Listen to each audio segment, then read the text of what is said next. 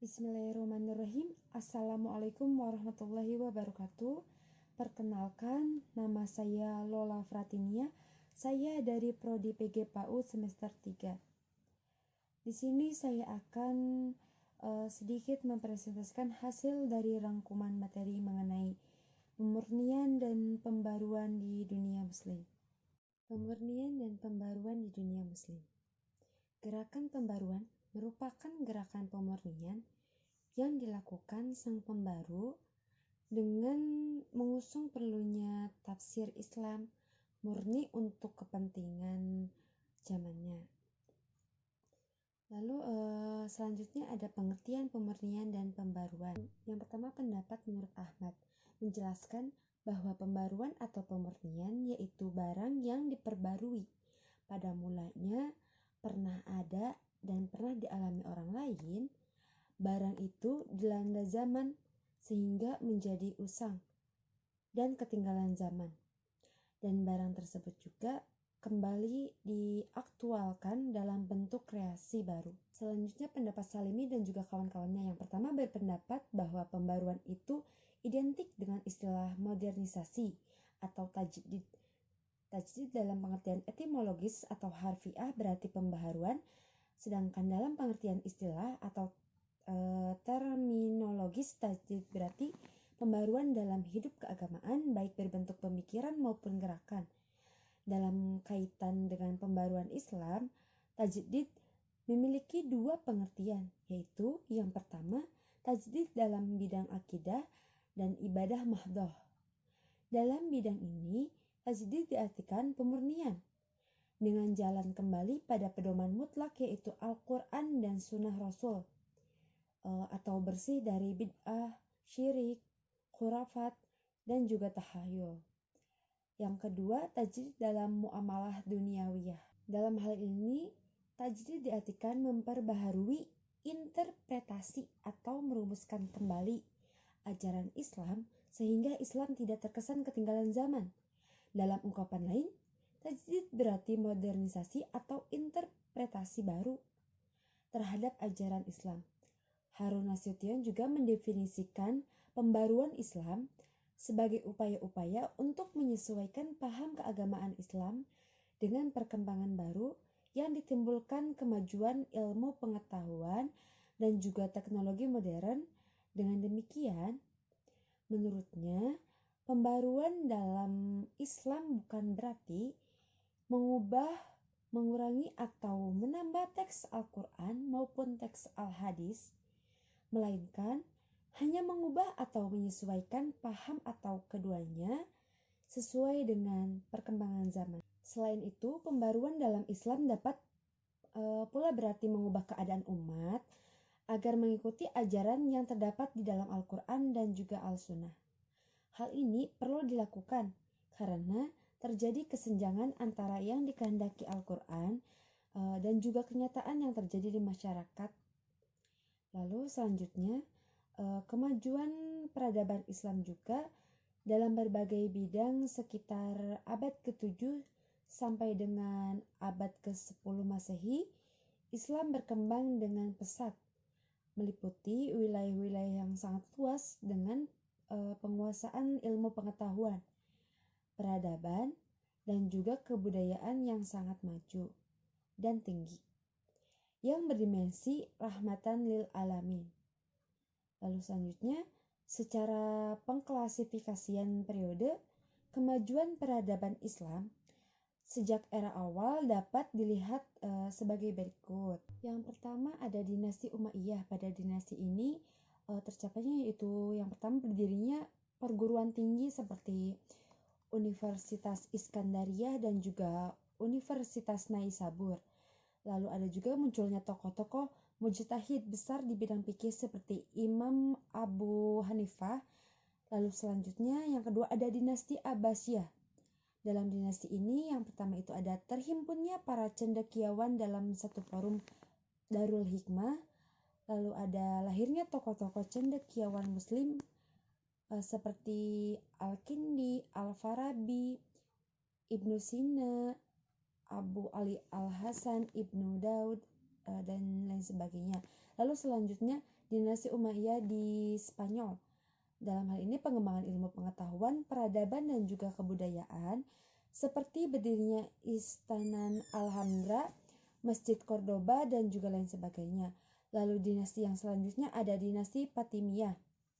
Dalam dinasti Fatimiyah ini yaitu tercapainya berdirinya perpustakaan. Akan tetapi kejayaan dunia Islam yang telah berjalan beberapa abad lamanya yang pengaruhnya telah merebak dan merambah jauh ke berbagai belahan dunia non-muslim.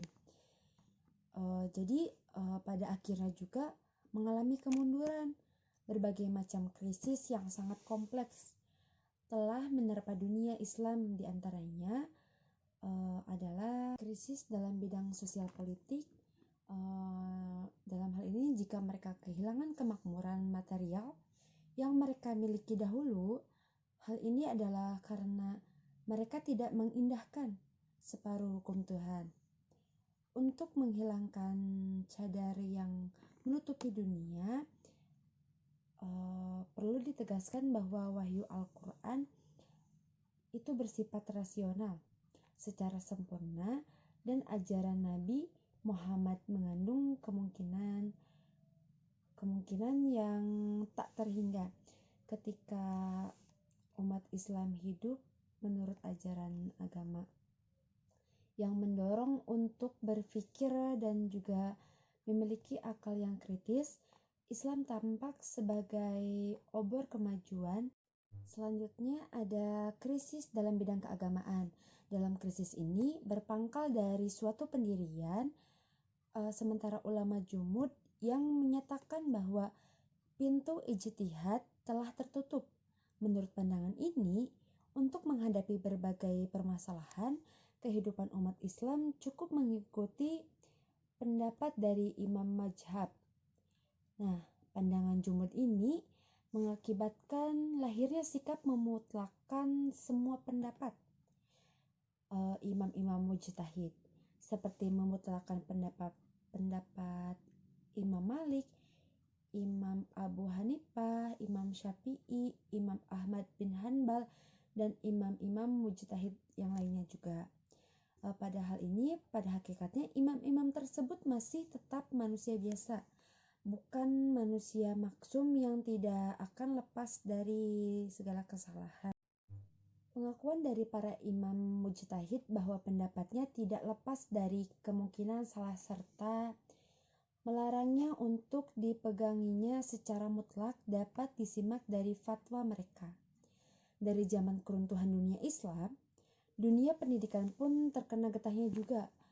Kemerosotan dunia pendidikan Islam antara lain ditandai dengan sepinya kegiatan-kegiatan ilmiah yang merangsang peserta didik untuk melakukan penelitian dan juga percobaan. Krisis dalam bidang pendidikan dan ilmu pengetahuan, krisis ketiga ini sesungguhnya hanya sekedar akibat dari adanya krisis dalam bidang sosial politik dan juga bidang keagamaan. Sebagaimana telah dibahas di muka bahwa dengan jatuhnya pusat-pusat kekuasaan Islam, baik di belahan barat maupun di belahan timur, ternyata penderitaan yang dialami dunia ilmu pengetahuan adalah sama. Baik Nasrani Spanyol maupun tentara Mongol, mereka sama-sama berperang barbar dan juga sama sekali belum dapat menghargai betapa tingginya nilai ilmu pengetahuan. Pusat-pusat ilmu pengetahuan diporak-porandakan dan dibakar sampai habis seberkalang tanah.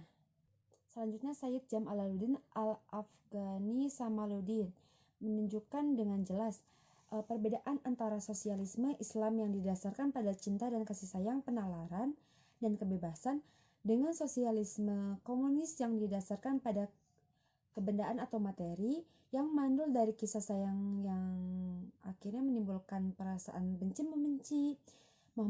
Selanjutnya Muhammad Abdul, gerakan takkit merupakan suatu gerakan penutupan akal umat Islam, dan oleh karena itu juga ia termasuk bid'ah, barang yang tak pernah diajarkan dalam ajaran Islam itu sendiri. Islam adalah agama yang sangat memuliakan akal. Islam sangat mencela dan melarang dengan keras sikap seorang muslim yang mengikuti pendapat orang lain tanpa mengetahui dasar dan juga alasannya. Selanjutnya, Muhammad Rashid Ridho dikenal sebagai politikus yang sangat cermat. Selanjutnya juga ada Syekh Hasan Al-Banna, dan selanjutnya ada Syekh Waliullah. Langkah pertama yang dilakukan oleh Syekh Waliullah dalam rangka merintis jalan menuju cita-cita agungnya, yaitu tatanan masyarakat baru, ialah menerjemahkan Al-Quran ke dalam bahasa Persia lengkap dengan tafsirnya juga. Lalu Syir Sayyid Ahmad, ia mengajak umat Islam India untuk belajar menuntut ilmu dimanapun dan juga sampai manapun mempelajari karya-karya dari Barat diwujudkan secara konkret dengan dibangunnya pusat pendidikan Islam yang terkenal di anak benua Asia, yaitu Akademi Ilmu Pengetahuan Islam di Aligarh. Lalu selanjutnya Sayyid Amir Ali, yaitu mengandung arti pentingnya membangun masyarakat Islam yang sesungguhnya. Langkah yang perlu ditempuh untuk pertama kali ialah memperbaiki dan menyempurnakan sistem pendidikan dan juga pengajaran, serta memerdekakan akal pikiran dari berbagai belenggu. Lalu selanjutnya masyarakat harus dididik agar dalam menjalankan agama jangan sampai hanya mementingkan formalitasnya, mementingkan rangka dan kulitnya semata-mata. Sebab pelaksanaan agama yang dilakukan hanya serupa itu sama sekali tidak ada pengaruh dan bekasnya dalam hidup orang per orang ataupun dalam kehidupan masyarakat. Ajaran Islam harus diamalkan dengan penuh keyakinan dan juga kesadaran jiwa, dihayati sampai ke jiwa atau ruhnya. Selanjutnya Muhammad Iqbal, ia menunjukkan bahwa betapa Islam telah mengembalikan hak asasinya kepada umat manusia, meningkatkan martabat pekerja, serta mengurangi dan melemahkan kekuasaan para penguasa yang telah merampas hak asasi itu sendiri. Selanjutnya Sayyid Abdul A'la Maududi, beberapa pemikirannya yang dianggap paling fundamental. Yang pertama, asas terpenting dalam Islam adalah tauhid. Seluruh nabi dan rasul mempunyai tugas pokok untuk mengajarkan tauhid kepada umat manusia. Ajaran tauhid benar-benar sangat revolusioner dan mempunyai implikasi yang sangat jauh dalam mengubah konstelasi politik, ekonomi, sosial, dan juga kebudayaan. Sistem politik demokrasi yang diterapkan oleh berbagai bangsa yang negara mempunyai kelemahan dikarenakan tidak adanya parameter yang pasti yang digunakan sebagai ukuran dalam mengambil keputusan, dan negara mempunyai kelemahan dikarenakan tidak adanya parameter yang pasti yang digunakan sebagai ukuran dalam mengambil keputusan atau dalam membuat legislasi. Sekian dan terima kasih. Kurang lebihnya mohon maaf. Wassalamualaikum warahmatullahi wabarakatuh.